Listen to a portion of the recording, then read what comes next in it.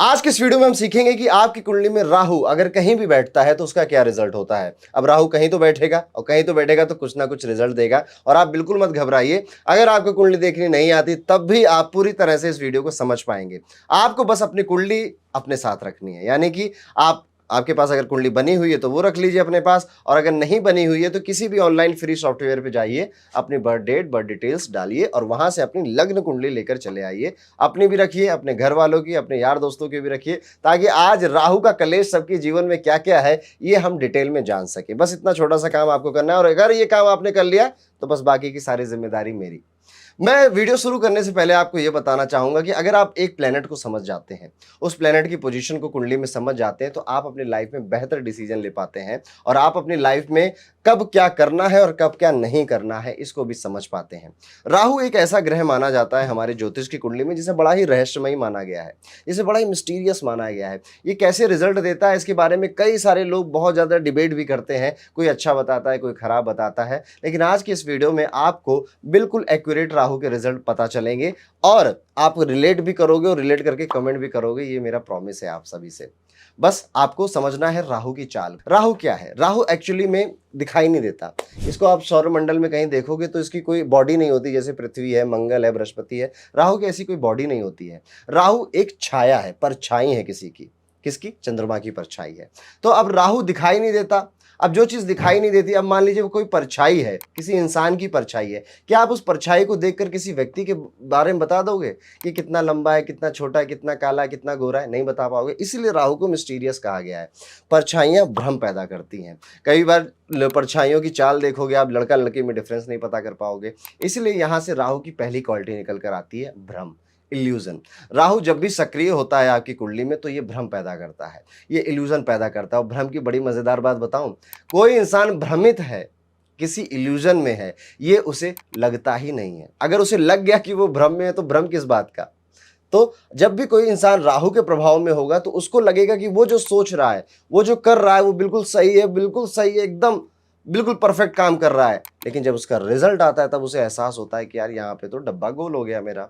राहु यही करवाता है जब भी राहु सक्रिय होता है। अभी मैं आपको डिटेल में बताऊंगा कब कब ऐसी सारी चीजें होती हैं। तो राहु का पहला पार्ट है इल्यूजन, भ्रम। राहु का दूसरा पार्ट क्या है? राहु की कभी आप फोटो देखना, राहु सिर्फ अपर बॉडी होती है, लोअर बॉडी उसके पास है नहीं।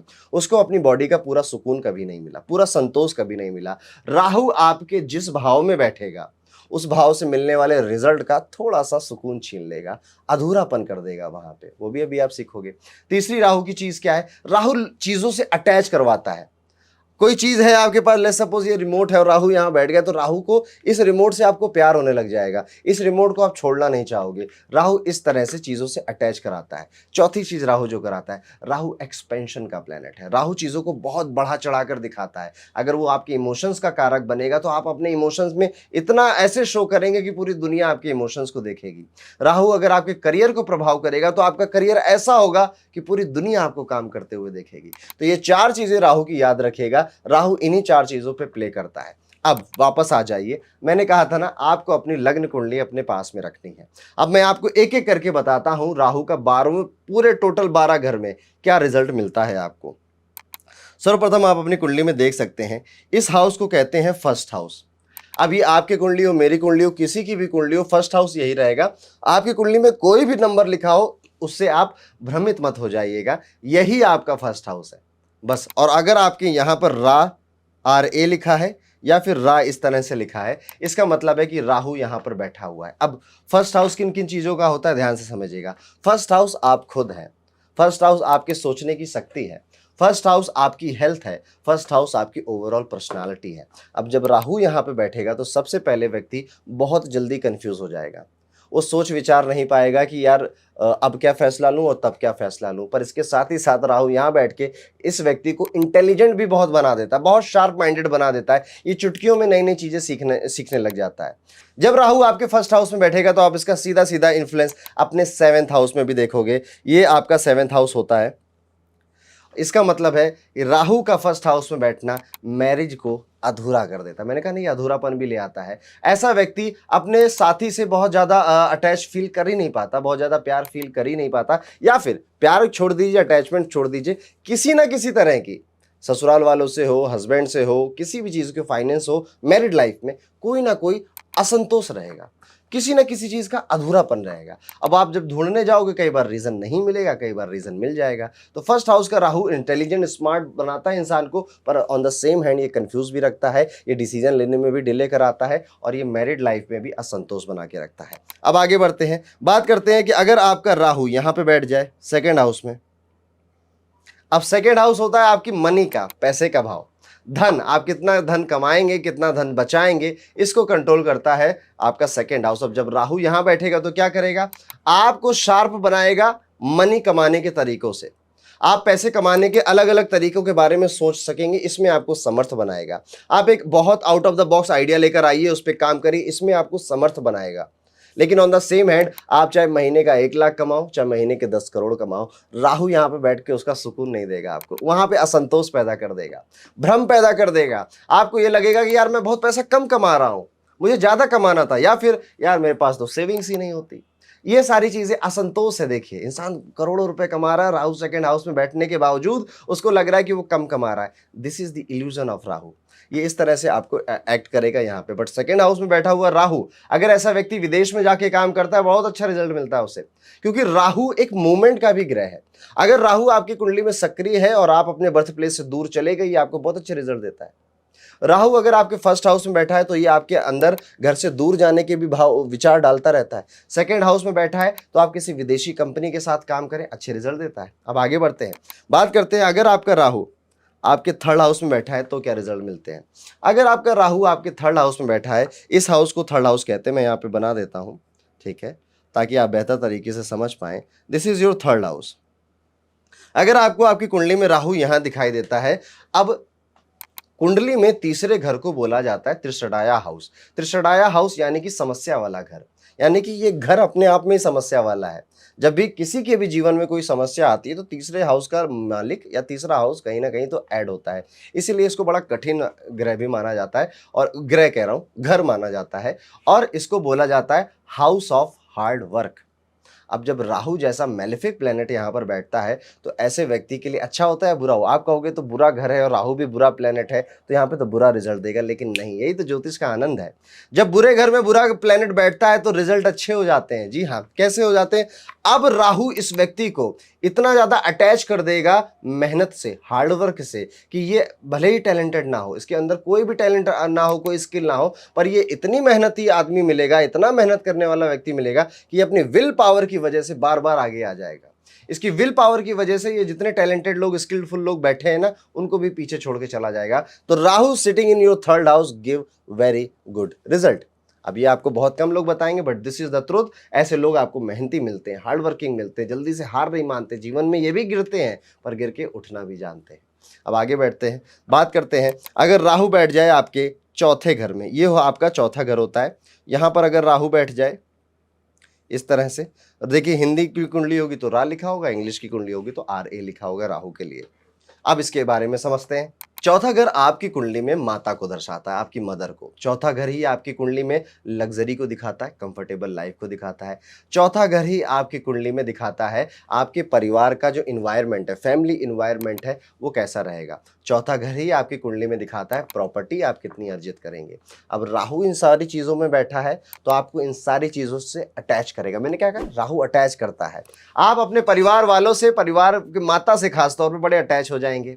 पर ऐसा राहु अक्सर माताओं को, जिनकी कुंडली है उनकी माताओं को हड्डियों से जुड़ी कोई प्रॉब्लम दे देता है। हड्डियों का दर्द, पैरों में दर्द अक्सर उनकी माताओं को देखने को मिल जाते हैं। अब राहु यहाँ पे बैठा है, ऐसे व्यक्ति अपने प्रॉपर्टी से बहुत अटैच हो जाएंगे, अपने परिवार वालों से बहुत अटैच हो जाएंगे। अब परिवार में कोई कलेश हो रहा तो सबसे ज्यादा ये दुखी हो जाएंगे। बाकी के फैमिली मेंबर कहेंगे अरे छोड़ो, हटाओ, हमें टेंशन नहीं लेनी है। पर ये व्यक्ति क्या कहेगा, यार ये तो मेरा परिवार है, मुझे तो टेंशन लेनी ही है। ये काम कम करेगा और काम से ज्यादा अटैच नहीं होगा, पर ये कहेगा मुझे परिवार के साथ ज्यादा समय बिताने को मिल जाए। ये ऐसा व्यक्ति होगा। ऐसा व्यक्ति लग्जरी, कंफर्ट के लिए भी अटैच हो जाता है। इस व्यक्ति को लाइफ में अब बहुत लग्जरी चाहिए, बहुत कंफर्ट चाहिए तो सबको, पर इसको थोड़ी ज़्यादा चाहिए। अब क्या है, ये इस लग्जरी के लिए और इस कंफर्ट के लिए मेहनत भी करता है। ठीक है, तो राहु इन सारी चीज़ों से अटैच करेगा। अब क्या होगा, अगर इसकी मदर को किसी ने कुछ कह दिया, इसकी माता को इसके पिता ने ही कुछ कह दिया तो ये अपने पिता के विरुद्ध खड़ा हो जाएगा, क्योंकि राहु ने इसकी मम्मी के साथ इसको बहुत अटैच कर दिया है। तो ये राहु का रिजल्ट चौथे हाउस में आपको मिलता है। अब आगे बढ़ते हैं, समझते हैं राहु पांचवें घर में क्या रिजल्ट। ये आपका फिफ्थ हाउस है, चाहे जिसकी भी कुंडली हो फिफ्थ हाउस यही रहने वाला है। राहु यहां बैठ गया, अब ये क्या रिजल्ट देगा। पांचवा घर होता है आपकी संतान का घर, पांचवा घर होता है आपके पूर्व जन्म के जो कर्म है उनका घर होता है, और पांचवा ही घर आपकी एजुकेशन का भी घर होता है। ऐसे लोग देखा जा सकता है कि इनकी एजुकेशन में कुछ गड़बड़ी आ गई हो, छोटी मोटी, पॉसिबल है, राहु यहाँ पे बैठ गया है। इनके संतान प्राप्ति में कोई दिक्कत आ गई हो, यानी कि बेबी नॉर्मल तरीके से कंसीव ना हुआ हो, मेडिकल प्रोसेस से कंसीव हुआ हो, पहले हो जाना चाहिए था बाद में हुआ, किसी ना किसी तरह का असंतोष बेबी की तरह, बेबी बड़ा हो गया है तो बेबी बदमाश हो गया है, यानी कि संतान का सुख भी ना मिल पाना यहाँ पे बैठा राहु कर सकता है। अब यहाँ पे बैठा राहु बड़ा खतरनाक होता है। कैसे?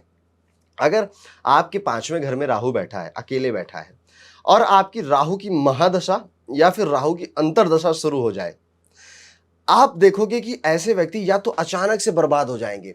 होता है ना कभी कभी जीवन में, यार सारी चीजें खराब हो रही हैं, बिजनेस ठप हो जा रहा है, जॉब में है तो जॉब से निकाल दिए जा रहे हैं, परिवार में लोगों की तबीयत खराब हो रही है, खुद की तबीयत खराब हो रही है, कुछ भी कर रहे हैं उसमें फेल होते चले जा रहे हैं। अचानक से सब कुछ जब बर्बाद होने लग जाए, राहु पांचवें घर में बैठा है और राहु की महादशा या अंतर्दशा शुरू हो गई है, तब होता है। क्यों होता है ऐसा? जब राहु यहाँ बैठेगा और राहु की दशा शुरू हो जाएगी, राहु आपके पुनर्जन्म के जितना भी लेखा जोखा था उन्हें एक्टिव कर देगा, उन्हें तैयार कर देगा।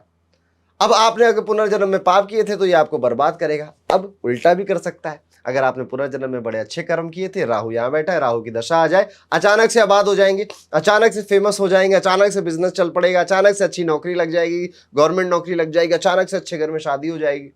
ये दोनों चीजें कर सकता है, डिपेंड। अब आप अपना लाइफ में चेक कर लेना, क्या आपका अच्छा टाइम आया था कि बुरा टाइम आया था, तो पुनर्जन्म में आप कैसे थे आपको पता चल जाएगा। और बताता हूं, राहु की महादशा, खास तौर पे राहु की महादशा जब व्यक्ति की चलती है, या अंतर्दशा भी कभी कभी चलिए मान लीजिए, तो व्यक्ति गंगा जरूर नहाता है। गंगा नहाने का क्या अर्थ होता है? व्यक्ति ऐसे टाइम पीरियड में रिलीजियस प्लेसेस पे जरूर विजिट करता है। अब आप लोग अपनी कुंडली उठा के देखिएगा, टाइम लिखा होता है, कुंडली के अंदर ही टाइम लिखा होता है कि कब कब राहु की दशा आई थी पास्ट में और कब कब आगे आ सकती है। आप देखिएगा, आप रिलीजियस प्लेस, आप में से बहुत सारे लोग किसी धार्मिक स्थल पर उसी टाइम पे विजिट किए होंगे, उसी समय ये आपको बहुत ज्यादा गंगा नहाने का मतलब है कि पवित्र स्थल पे घूमने का मन बना देता है। अब आगे बढ़ते हैं, अब बात करते हैं कि राहु अगर आपके छठे घर में बैठ जाए, Rahu sitting in your sixth house, अब ये होता है आपका छठा घर। राहु यहां पर बैठ जाए इस जगह पे, जैसा कि आपको अपनी स्क्रीन पे दिखाई दे रहा है। छठा घर किसका होता है ये समझिए। कुंडली में आपका छठा घर दिखाता है रोग, रिपु, ऋण। रोग मतलब बीमारी, रिपु मतलब शत्रु दुश्मन, और ऋण मतलब कर्जा। तो छठा घर इन सारी चीजों को दिखाता है। छठा घर एक चीज और दिखाता है, सेवा भाव। सेवा भाव मतलब कि आप किसी मंदिर में, गुरुद्वारे में सेवा कर रहे हैं, आप किसी वृद्धा आश्रम में, किसी अनाथालय में बच्चों की या वृद्धों की सेवा कर रहे हैं, तो ये भी सब छठे भाव से देखा जाता है। राहु यहाँ छठे भाव में बैठा है, आप एक चीज देख सकते हैं, इसको नींद की समस्या हो सकती है, नींद का कोई रूटीन ना हो, सोने में कोई दिक्कत आती हो, कभी 3 बजे सो रहे हैं, कभी 10 बजे सो रहे हैं, या नींद आ ही नहीं रही, पहली प्रॉब्लम। दूसरी, ऐसा व्यक्ति बहुत बड़े कर्ज में फंस सकता है। इसने सोचा था कि छोटा सा कर्ज होगा, ले लेता हूं, 2 लाख रुपए है, चुका दूंगा। अब 2 लाख के लिए फिर 4 लाख का लेना पड़ा, 4 के लिए 8, के लिए 16। इसका कर्ज इसने सोचा था छोटा सा लूंगा, बाद में चुका दूंगा, धीरे धीरे इसका कर्जा बढ़ता चला गया। राहु आपके छठे भाव में बैठा है और आपकी राहु की दशा शुरू हो जाए, यह आपको किसी अननोन बीमारी से ग्रसित कर सकता है। आपको कभी लगता ही नहीं था आपको कोई बीमारी होगी, राहु की दशा चली, अचानक से कोई दर्द उठा, हॉस्पिटल गए, कोई बीमारी डिटेक्ट हो गई, ये भी करवा सकता है। राहु आपके छठे घर में बैठा, खासतौर पर जब दशा शुरू होगी तभी ये एक्टिव होगा। आमतौर पर ऐसा राहु एक्टिव नहीं होता जब छठे घर में बैठता है। और क्या कर सकता है? आपके दुश्मन जो दोस्त के भेष में है, ये राहु पैदा करवा सकता है। आपके जीवन की सबसे बड़ी समस्या, आपके शत्रु, ऐसी चीजों को ये पैदा करवा सकता है। और छठे घर का बैठा राहु विदेश के लिए बहुत अच्छा माना जाता है। ऐसे व्यक्ति के अंदर बहुत विचार आते हैं कि यार विदेश जाऊंगा, विदेश जाके काम करूंगा। अब जब मैं विदेश बोलता हूं ना, तो आपको ध्यान रखना चाहिए, मेरा मतलब होता है ऐसी जगह जाना जहां पे इन्वायरमेंट अलग हो और कल्चर अलग हो। आप हरियाणा में पैदा हुए हो, बैंगलोर चले जाओ, वो आपके लिए विदेशी है, वहां पे इन्वायरमेंट भी अलग है, कल्चर भी अलग है। आप कनाडा, यूएस, नेपाल, पाकिस्तान, ये तो हैं ही, विदेश, लेकिन अपने देश के अंदर भी विदेश समझा करिए। ज्योतिष की भाषा में इसी को विदेश माना जाता है। तो जब जब मैं विदेश बोलूं तो सीधे कनाडा ना आए दिमाग में, ये सारी चीजें भी आ जाए। घर से दूर, कितना दूर? कम से कम 400 450 किलोमीटर की दूरी होनी चाहिए। तो यहाँ पे बैठा राहु विदेश के लिए बहुत अच्छा होता है।